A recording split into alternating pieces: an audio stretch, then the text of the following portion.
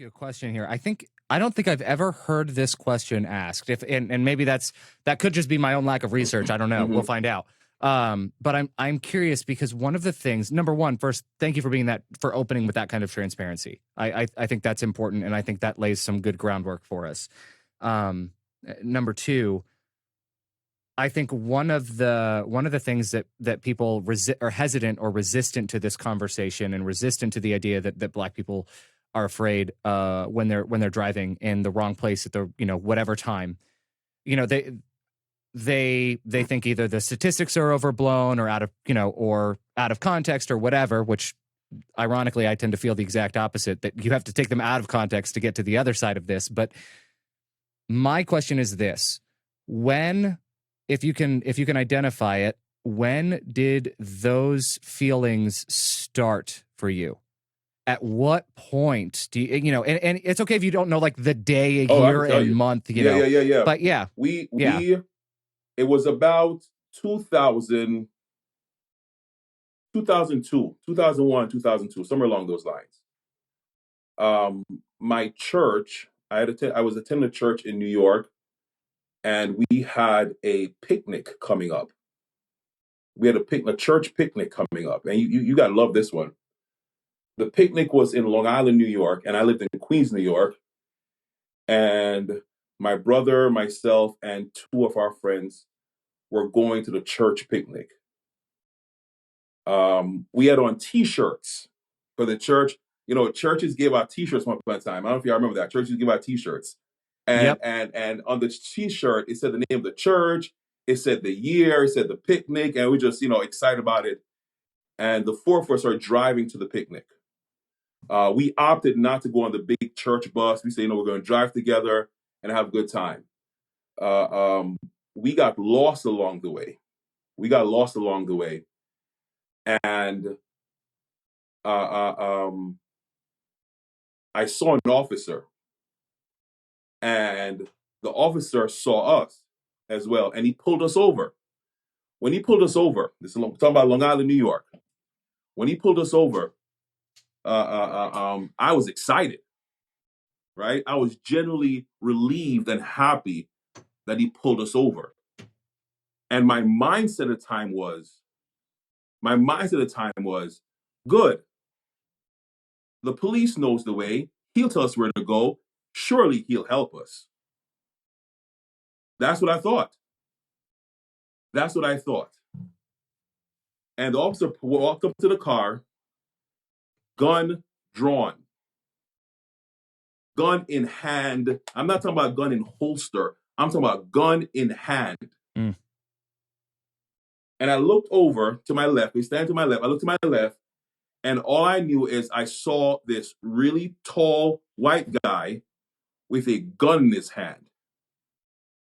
And I was like, what's happening? What in the world? It was just a moment of what is really happening right now. And he said, windows down. And I said, the car I was driving at the time, the front window had just broken 2 days ago. The mechanism had just broke, so the window couldn't come down. So my brother, who was in the back seat, rolled his window down and said, officer, the window can't be come down. The window is broken.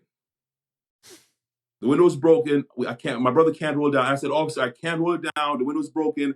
And I was just like, hey, that's it.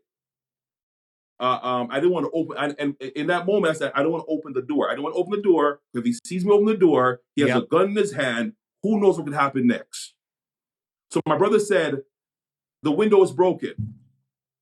And I said, and he said, and he started, I said, officer, and I started talking out loud because he wanted to hear me. I said, officer, we're on our way to a church picnic. We are lost. We don't know the direction we're going in. We need help. I said to him, put the gun away.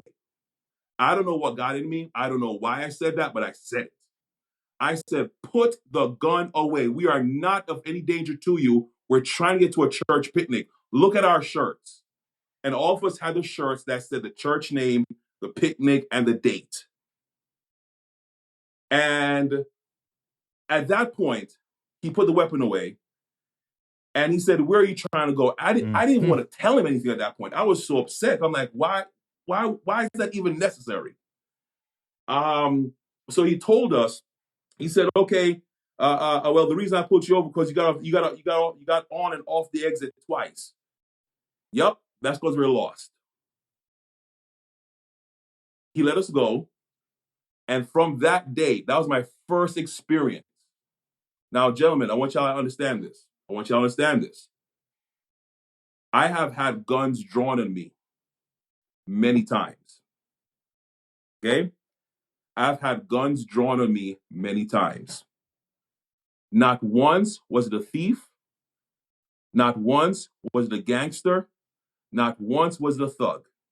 Every time a gun has been drawn on me, it's by a man in uniform. Every time. That's the reality.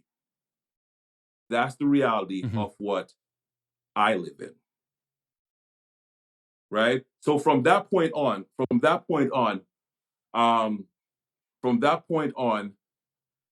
I've always had the fear of what's going to happen next. Now, to be honest with you, go further with it. Over the years, I've been alert of it, I've been aware of it. Even with my police affiliation, I'm still aware of it. But that thought process has manifested itself even stronger in 2021 because I now have teenage daughters who are driving. In less than a year, my daughters will be driving by themselves. That reality, paired with what can happen, it messes with my mind. To the point where I say to my daughters, when they start driving by, even now, I say to them, listen, here's daddy's card. Here's daddy's law enforcement card. You get pulled over, you show him your driver's license, you show him daddy's card, and you say to them, my dad's with his Chaplain law enforcement department.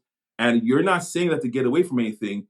You're saying that in hopes that they would bring down the tension.